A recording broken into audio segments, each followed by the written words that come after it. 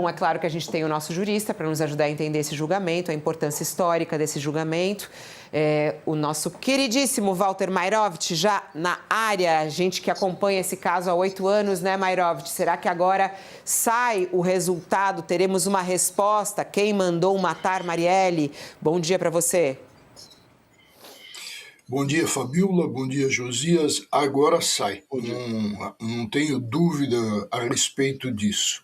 É o passo final. Nós vamos ter hoje, já estamos tendo a leitura do relatório, depois o Ministério Público, pela Procuradoria, fará aí a defesa da acusação, depois falará a assistente técnica de outra vítima que está viva, e aí a defesa, em síntese, numa previsão assim, 3 sessões. Hoje temos duas coladas, né?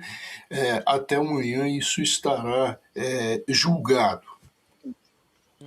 Ô Mairovich, esse caso da Marielle, né, por que ele demorou tanto a ser julgado, né? Porque as pessoas falam, nossa, foram muitos anos, né? O que ficou no meio do caminho? Como é que teve o envolvimento político no meio jurídico? Como é que você analisa esse caso?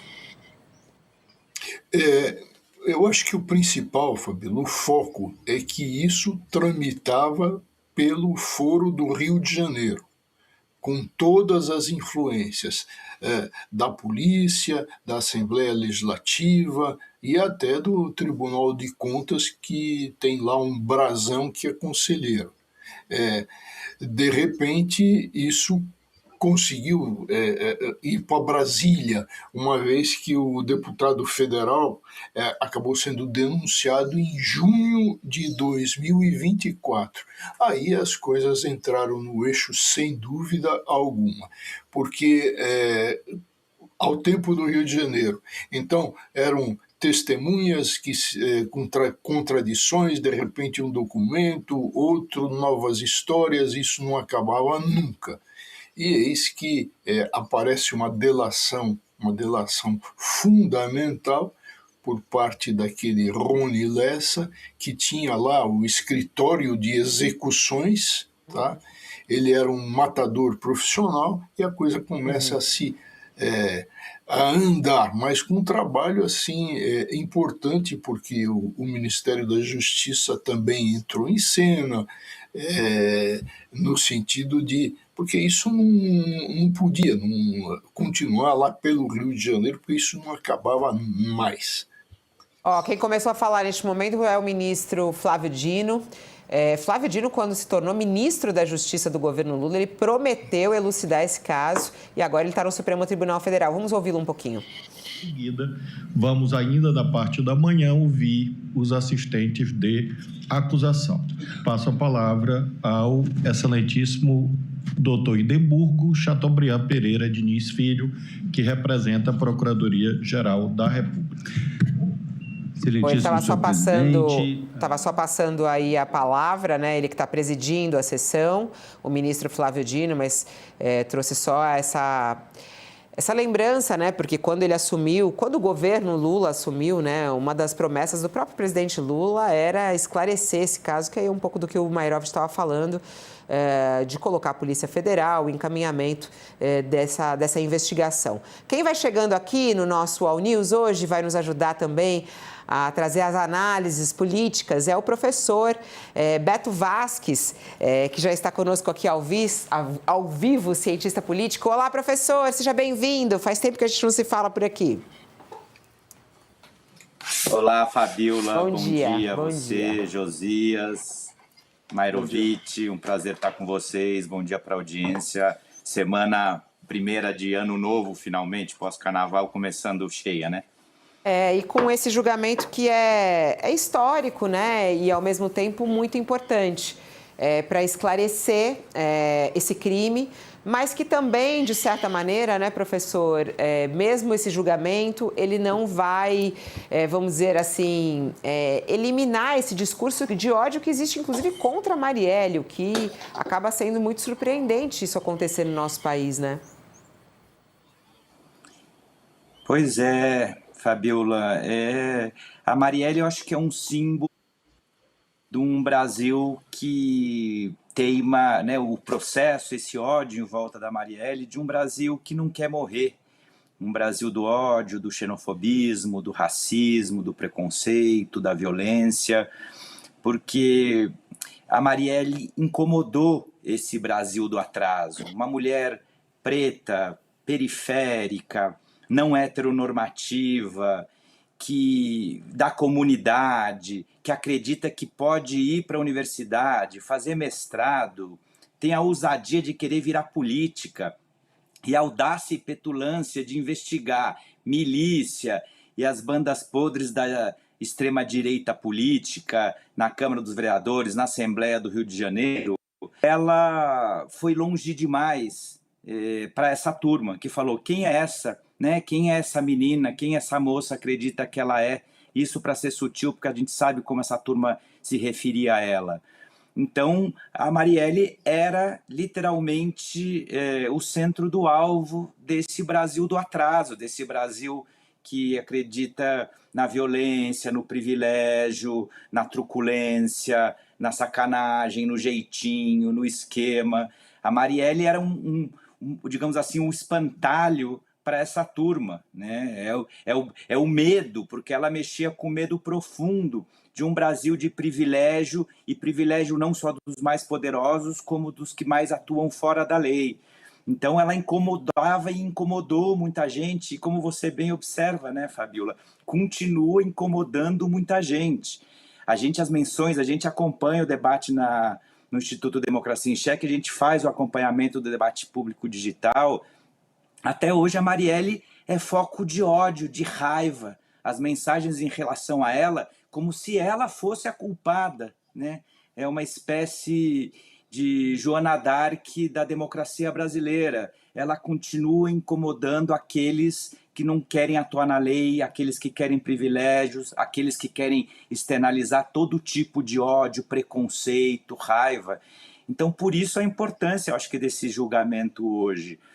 Assim como a gente viu no caso do julgamento do golpe de Estado, da tentativa de golpe de Estado, a gente não, quando a gente fala de um julgamento, a gente nunca tem que celebrar que ninguém vai ser preso, mas a gente tem que celebrar a memória, a verdade, a justiça, a reparação histórica e democrática. Então, essa é a importância desse julgamento de hoje. Não só para confortar a família da Marielle, os amigos, não só por uma questão de repartir justiça, mas sobretudo por isso, por uma questão de memória democrática e de construção do país que a gente quer.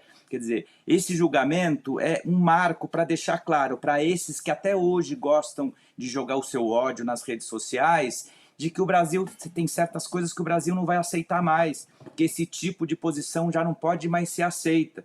Então, que a Marielle somos muitos, somos milhares no Brasil que hoje estão defendendo que esse julgamento aconteça dentro do Estado Democrático de Direito, né, com direito ao contraditório, a ampla defesa, mas que a justiça seja feita e, junto com ela, a gente consiga dar passos, né, democráticos e civilizatórios no país, para que esse tipo de situação de preconceito cada vez encontre menos espaço, né? Que a ignorância atrevida se desatreva, se envergonhe, volte para o seu lugar, volte para os esgotos do país, porque, infelizmente, o que a gente viu nos últimos anos é a turma que insuflava isso chegar no poder. Né, os mesmos que eram amigos e vizinhos do Rony Lessa, que é o assassino, confesso, da Marielle, dos seus amigos, as suas redes milicianas no Rio de Janeiro, dessa turma que chegou, infelizmente, inclusive ao poder e depois promoveu um golpe de Estado. Então, assim, eu acho que é importante a gente fazer esse processo de reparação para o nosso país. Ignorância atrevida é muito bom, gosto desse termo que você utiliza, professor. Vamos ver, eu acho difícil, né, Josias? Eu não sei, você acha que o julgamento de Marielle consegue colocar um ponto final nisso, nessa fotografia que o Brasil tem hoje? Na verdade, não é nenhuma fotografia, é um filme que vem vindo, né, de um bom tempo. E o quanto alguns casos, né, eles dividem o país de um lado ou de outro. As pessoas mal sabem e mal querem se informar a respeito da história exatamente, mas já têm uma opinião formada e quebram as placas de Marielle Franco, ao mesmo tempo que colocam as placas dela em suas casas, né? Eu não vejo esse julgamento como um ponto final, não, Fabiola. Eu vejo como reticências, aqueles 3 pontinhos que aparecem no final de uma sentença, como a insinuar que isso precisa ter continuidade, né? Nós não vamos restabelecer a ordem e a sobriedade no Brasil se não conseguirmos reestatizar o combate ao crime organizado, né? É muito curioso notar a trajetória desse crime, Fabiola, porque hoje nós estamos vivendo o que se espera seja o epílogo do caso Marielle, com o julgamento e a condenação dos mandantes, né? Mas é preciso notar que lá atrás, no prefácio dessa história, já havia a suspeição em relação aos irmãos Brazão, o deputado Chiquinho, o conselheiro do Tribunal de Contas do Rio de Janeiro, Domingos. Eles são agora estrelas do epílogo, mas já frequentavam o rol dos suspeitos desde o prefácio desse crime, né? E foram blindados com o auxílio do Rivaldo Barbosa, um delegado civil, que se dizia amigo da Marielle, enquanto era remunerado, segundo a Polícia Federal, pela milícia no Rio de Janeiro. Ironicamente, a família da Marielle, escorando-se nessa confiança que o delegado Rivaldo inspirava, pegou em lanças contra a federalização das investigações, que foi sugerida desde lá atrás, março de 2018, um dia depois do crime. A Procuradora-Geral da República, da época, Raquel Dodge, já pregava a federalização. Ela foi ecoada na ocasião pelo então ministro da Segurança Pública, o Raul Jungmann, que morreu dias atrás, mas esse caso foi mantido no âmbito estadual. E isso foi vital para que os criminosos conseguissem embaralhar as apurações. E a coisa só mudou no aniversário de 5 anos desse crime, quando o Flávio Dino, primeiro-ministro da Justiça do 3º mandato do Lula, incluiu a Polícia Federal no jogo. Então, é muito curioso notar que os que estão agora sendo julgados como mandantes, eles já frequentavam a cena do crime como suspeitos na origem. E passamos esse tempo todo convivendo com a suspeição sem que a investigação chegasse a bom termo.